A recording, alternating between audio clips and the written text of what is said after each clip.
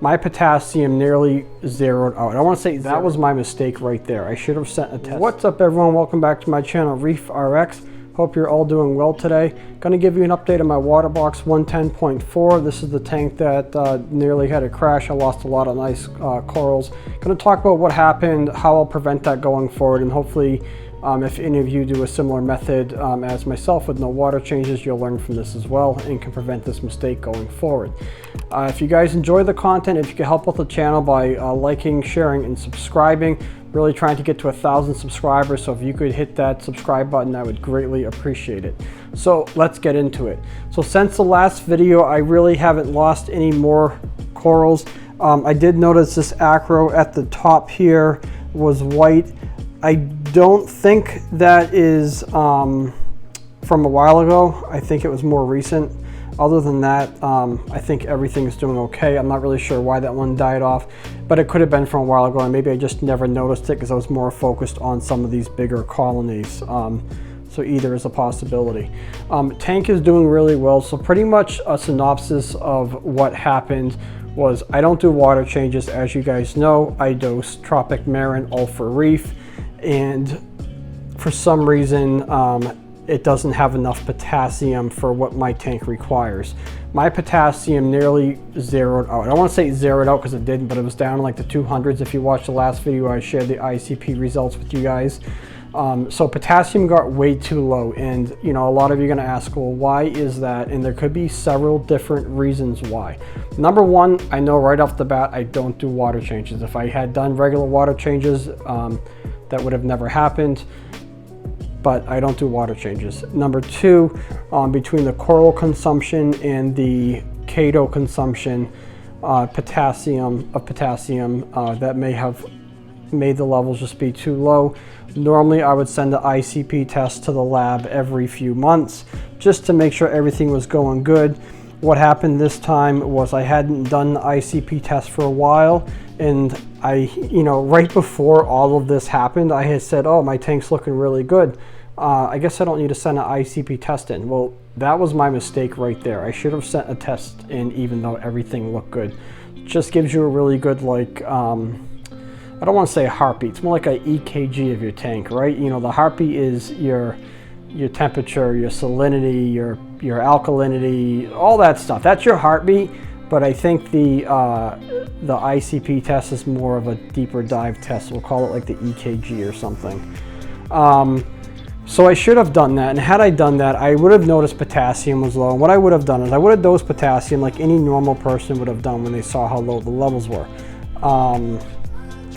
So lesson learned. So what I'm going to do going forward is I will regularly send ICP tests in at least every 3 months. So it's been about a month, maybe 5 weeks since I sent in the first one when I noticed things were off. I just sent another one in yesterday, so I'm waiting for those results to come in. Just kind of because like I dose potassium to bring the level up, and I want to make sure everything is like where it should be. So, and then I'll probably do another one in like another month just to make sure. Another thing that I'm doing is I'm dosing Chaeto Grow from Brightwell Aquatics. I believe it's from Brightwell.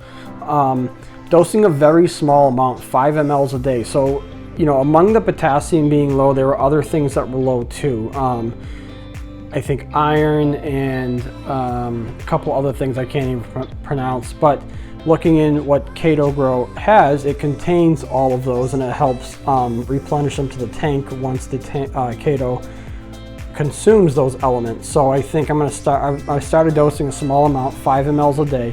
Normally they recommend to dose twice weekly, but once I threw it on a doser, I'll dose every day continuously.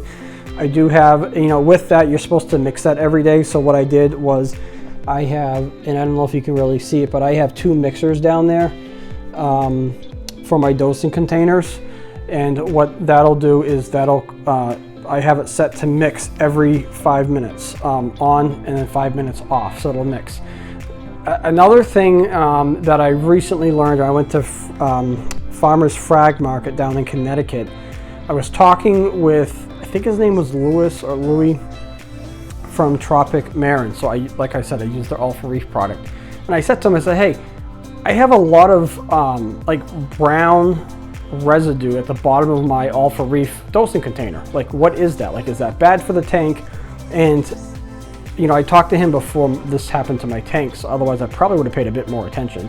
But he said it was totally normal. It was just certain elements, and what I don't remember is what elements, because I'm curious if one of the elements that it was potassium, or was it anything else that I was low on. So what I did was I got a magnetic stirrer for that as well, and that's on 5 minutes a day, off 5 minutes. I'm sorry, 5 minutes, and then on 5, off 5 continuously.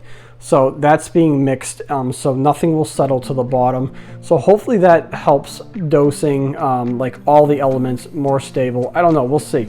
And you know, I think the ICP test will kind of show too, right? So if I never have low potassium again, well, maybe the potassium was settling to the bottom, or I needed to mix my dosing container regularly. I'm not sure. I dose about 80 to 90 mLs a day of Alpha Reef, so quite a bit. But like I said, I also threw on that Keto Grow to dose that as well. So hopefully between the two of those, things will be more stable. Other than that, the tank's doing really good. I actually sold, and you would never know, right? I sold some frags the other day off of this frag rack. I sold like probably 4 or 5, and you would have no idea. So my project this weekend on this overgrown frag rack is to take everything off, like that's overgrown, off of a plug, and put it onto a plug and try to resell some of that stuff. So I haven't listed any on eBay. I know I have my links in the bottom, but I haven't listed any on eBay. But if you guys are local, I'm south of Boston, about an hour south of Boston. So if you guys are local, hit me up. And if you're interested in some frags, I got all sorts of stuff. So on this plate coral here, the tentacles never really have extended back to where they were. It's slowly getting there. It's still not too happy. That blasto is definitely looking better than it was before. It was pretty shriveled up, so starting to come back to life a little bit. The blasto behind it is doing great. This new toadstool coral I got here, that's doing great. My frog spawn, I don't know if you remember me saying, but it was kind of looking not so good on the bottom there, but that's looking great. All my euphyllias over on the, on the side here, those are looking good. These are for my new tank, the Waterbox 60.2. The bird's nest, well, had a lot of die off there, but it's still looking good. Oh, the other thing I wanted to say too, right? Once I dosed everything that was low in my tank and kind of got the parameters back up, the coral growth has really taken off quite a bit. So like you can see on this Monty, like all the white branching on the top, like that's the new coral growth, and almost every coral has that, where I didn't see it as much before. So the growth is definitely doing better here. Even some of these acros, the color has come back. I had to bump up my iodine too, that was pretty low. So things are really, really starting to look better, and I'm glad I didn't have the whole tank die off, because that would have really been devastating. But I definitely learned a lot from this, and how to prevent things like this going forward. Let's take a quick look on the sump and see what we got going on down there. All right, so here we are on the sump. I did add a power head into the back there to help with circulation where the dosing lines are, and I also have chemi-clean running through here, as the silicas were pretty high, so got the chemi-clean in there to help bring that down. What's that ICP test I sent out? I'll recheck the levels. Still with the skimmer, still using the skimmer just for pH pretty much. The skimmer line's draining right back into the tank.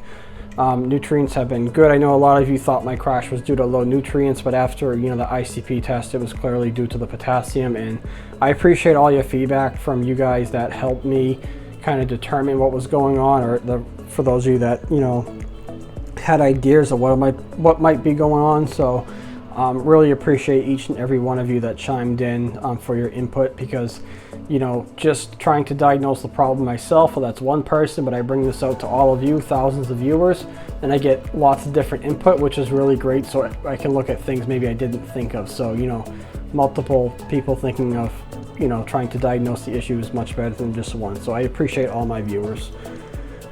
So yeah, that's about it with the sump. The Kato's growing really good.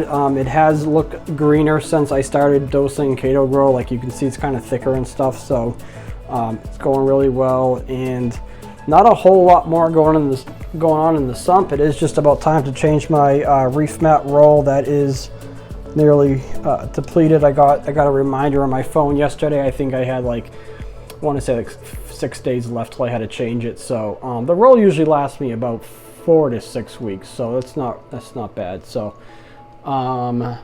that's it for the water box 110.4. I'll bring you an update on the 60.2 in another video. That tank's doing pretty well. I am battling some dinos or green hair algae slightly, nothing crazy. It's really not too bad, but I'll bring you another update video on that. But I hope you guys all have a great rest of the day. Thanks so much for tuning in, and don't forget to hit that like and subscribe button. Take care.